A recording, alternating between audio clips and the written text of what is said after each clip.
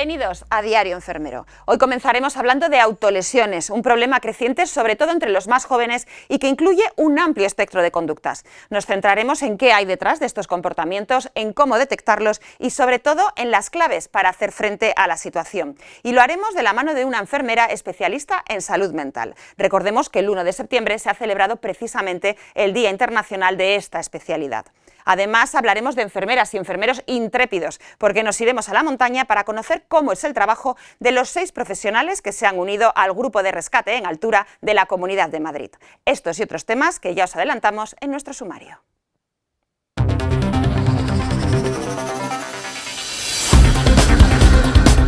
Así se emplea la realidad virtual en la formación de expertos en urgencias y emergencias. Cubolab. Un cubo del tamaño del de Rubik para que el paciente pueda transmitir sus emociones a distancia y en tiempo real.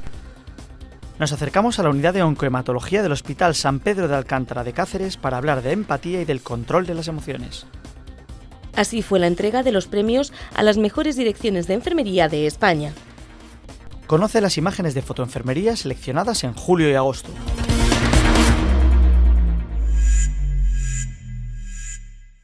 Crecen las conductas autolesivas en niños y adolescentes sin un trastorno psiquiátrico de fondo. Los expertos lo atribuyen a un problema para gestionar las emociones. Así es, Raquel. De hecho, se estima que hasta un 18% de los adolescentes en países occidentales se afligen autolesiones en algún momento de su desarrollo. Prevenir estas situaciones es imprescindible para evitar problemas mayores. La enfermera Nieves Monleón nos da todas las claves sobre este tema.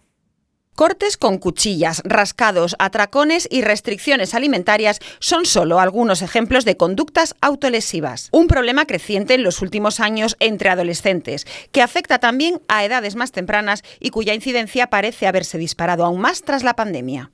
Suele asociarse a personas vulnerables procedentes de familias desestructuradas o con patología psiquiátrica, aunque esto no es siempre así. Se está viendo más que antes de niños que se autolesionan sin ningún perfil de base psiquiátrica, no hay patología psiquiátrica, pero sí lo hacen como una forma de gestión emocional también disfuncional, ¿no? No han aprendido a gestionar sus emociones y lo hacen a través de la autolesión. Los chavales suelen ocultar este tipo de conductas que a menudo les avergüenzan. Por ello, hay que estar atentos a determinados comportamientos que pueden alertar de que algo está sucediendo. Si ha habido una pérdida de peso, si te cuenta que tiene ansiedad o que está triste, si ves que lleva ropa de manga larga, un poco lo vas explorando también.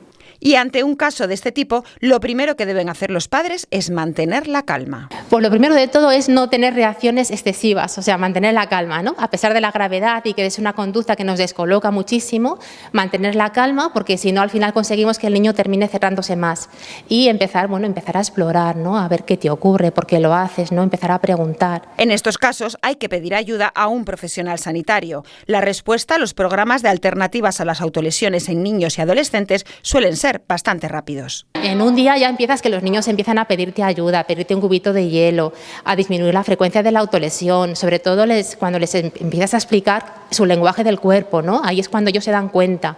Me he dado cuenta en el lenguaje del cuerpo, cuando he visto que estaba temblando, cuando el corazón me iba más rápido. Desde el Consejo General de Enfermería se ha elaborado un programa de Cuídate con tu enfermera, disponible ya en YouTube, donde se dan las claves para ayudar a frenar la conducta autolesiva. Consiste en hacer inspiraciones cortas y expiraciones alargadas, a la vez que contamos de 1000 en... Nos vamos hasta Gijón para conocer el Cubolab, un pequeño cubo del tamaño del de Rubik que permite saber cuál es el estado emocional del paciente a distancia y en tiempo real. Sin duda. Un dispositivo muy útil para que las enfermeras sepan cómo se encuentran sus pacientes sin tener que acudir presencialmente a la consulta. El proyecto se ha presentado en la parada que ha hecho la Ruta Enfermera en Asturias. Nos vamos hasta el gran tráiler de la enfermería para saber cómo funciona esta iniciativa. Transmitir emociones, sentimientos y medir el grado de dolor desde cualquier lugar ya es posible gracias a Cubolab, un dispositivo del tamaño de un cubo de Rubik que pone en contacto directo el estado emocional y físico de un paciente con su enfermera de referencia. En cada cara tenemos un emoticono que transmite una emoción, ¿no? Desde una sonrisa hasta un llanto, pasando por todos los grados de dolor o de emoción, ¿no? El objetivo es poder comunicar a la enfermera desde el paciente tiene el cubo, gira el cubo de manera que en la cara superior se va a transmitir esa información a la enfermera. La tecnología que compone este cubo hace posible que la enfermera pueda recibir esta información en tiempo real, generando una comunicación directa con el paciente y brindando la oportunidad de hacer un seguimiento sobre el estado de salud del mismo. Depende de la cara que esté puesta en la parte de arriba, especifica el dolor emocional o físico del paciente, y es muy fácil de utilizar porque sería ponerlo directamente en la cara de arriba, y si esa cara es diferente de la que se puso anteriormente, entonces enviaría esa información a la enfermera. Entonces se puede realizar un estadístico en el histórico del paciente de cómo es su evolución emocional o física. El cubo cuenta con diferentes caras. Dependiendo del lado que se encuentra hacia arriba, transmitirá una emoción o sensación diferente que llegará de forma inmediata a través de un canal de Telegram a la enfermera. Todas aquellas personas con un problema de comunicación, no solo de dolor o de emoción, que quieran transmitírselo a otra persona. Puede ser una enfermera, pero puede ser un familiar, ¿no? Entonces, se abrió el melón también ahí del tema de la violencia de género, ¿no? Es decir, tener un cubo a lo mejor codificado de una determinada manera que no sea una llamada de teléfono de alerta, por ejemplo, ¿no? Es como a lo mejor el botón de pánico, pero con 6 caras, ¿no? Y un poco más personalizable. Para poder analizar datos y futuras aplicaciones, el próximo paso de este proyecto es donar 20 cubos al Hospital Universitario Central de Asturias, para ver cómo evoluciona la relación enfermera-paciente.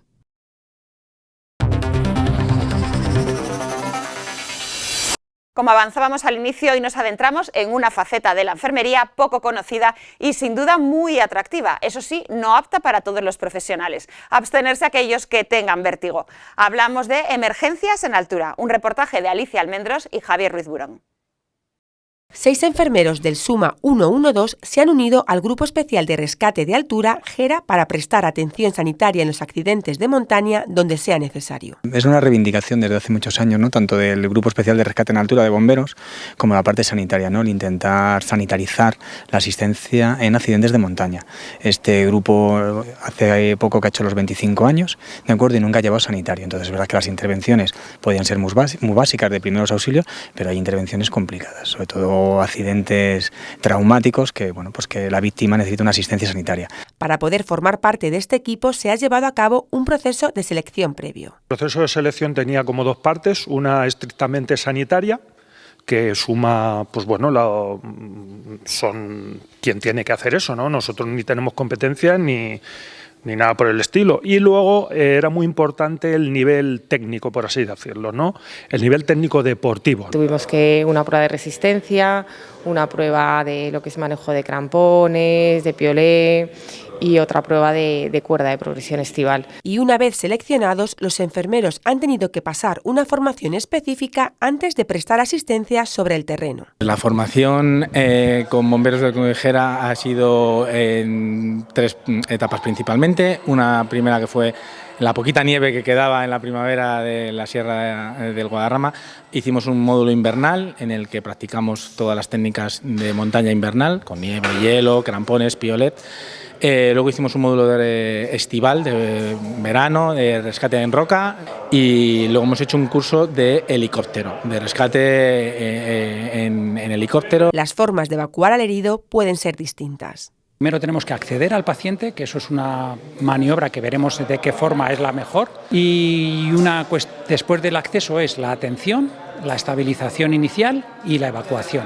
Y otro factor muy importante es ser un primer enlace de información para los siguientes recursos sanitarios.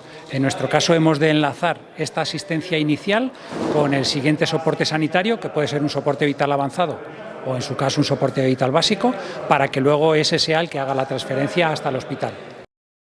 Y para entrenarse en experiencias de este tipo resulta muy útil la realidad virtual. Nos lo cuenta Gemma Romero. Para formarse y prepararse en el mundo de las urgencias y emergencias, es habitual la realización de simulacros de todo tipo para que el entrenamiento sea lo más amplio y profundo posible. En este ámbito, una de las novedades presentadas en el pasado Congreso de Urgencias y Emergencias de SEMES es el uso de la realidad virtual para la formación. La idea es coger eventos cotidianos, eventos de catástrofes o de incidentes de múltiples víctimas y digitalizarlos para poder aprender de ellos y sobre todo para entrenar al siguiente grupo de profesionales en cuáles son las tareas más complejas, en cuáles son los problemas que se van a encontrar. Al final queremos que haya como un entrenamiento previo y creemos que a través de la realidad virtual podemos conseguir hacer alguna parte nueva. Para llevar a cabo la simulación, el proceso es múltiple. Realizan grabaciones utilizando diferentes tecnologías, vídeo, fotogrametría, cámaras 360. Posteriormente, el equipo evalúa todo el material disponible y se construye el mundo virtual con una combinación de diferentes tecnologías. En nuestra opinión, el hecho de poder tener esta serie de experiencias antes de que ocurran eventos nos ayuda a estar preparados para que cuando haya nuevos eventos, pues no van a ser iguales, pero sí que hemos aprendido a solucionar patrones de respuesta humana y a solucionar algunos problemas que pueden volverse a producir. Y así creemos que también la persona tiene una experiencia no solo de aula, sino que tiene la sensación de estar metido en un mundo que lleva a aquellos peligros. Una tecnología que sirve de complemento a lo ya existente, sin olvidar que tiene limitaciones, especialmente en lo referido a la realización de técnicas manuales, como puede ser la RCP.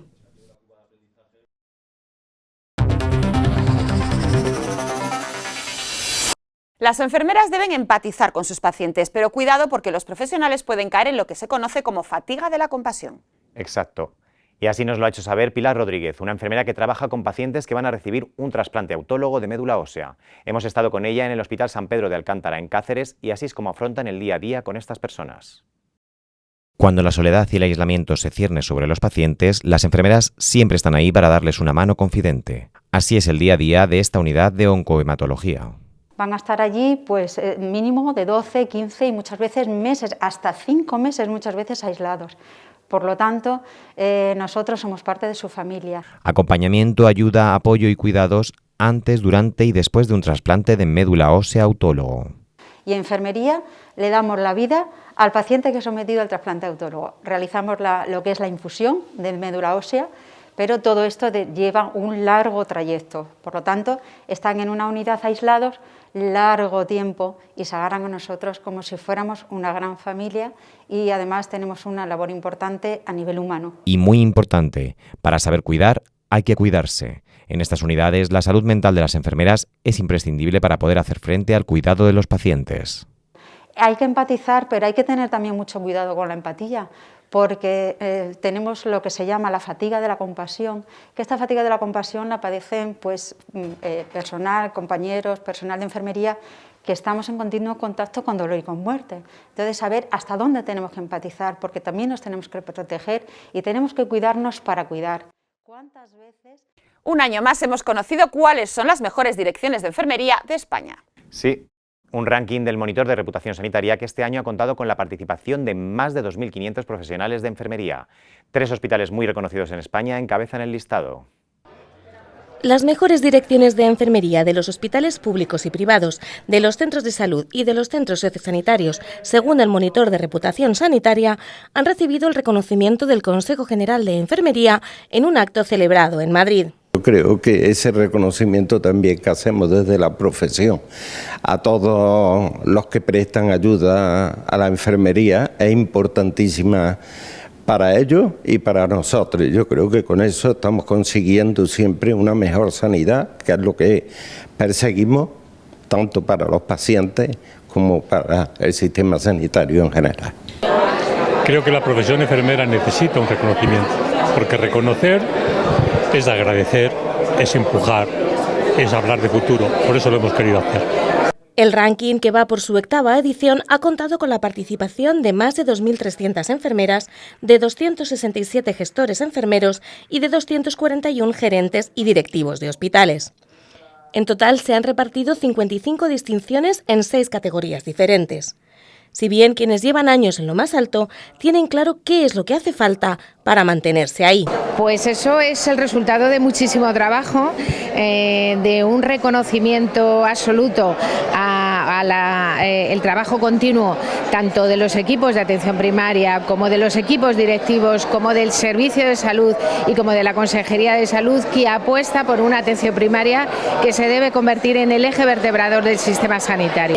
La actividad que hacemos día a día, el compromiso que tenemos con dar lo mejor del conocimiento y de la experiencia a los pacientes y a sus familias hace que seamos un referente, que a nuestro hospital quieran venir profesionales de toda España a aprender, a después poner en marcha iniciativas que a nosotros nos han funcionado y nos han funcionado bien. Durante el acto también se ha hecho entrega de los galardones a las empresas fabricantes de productos sanitarios con mejor reputación para las enfermeras y también a los centros sociosanitarios.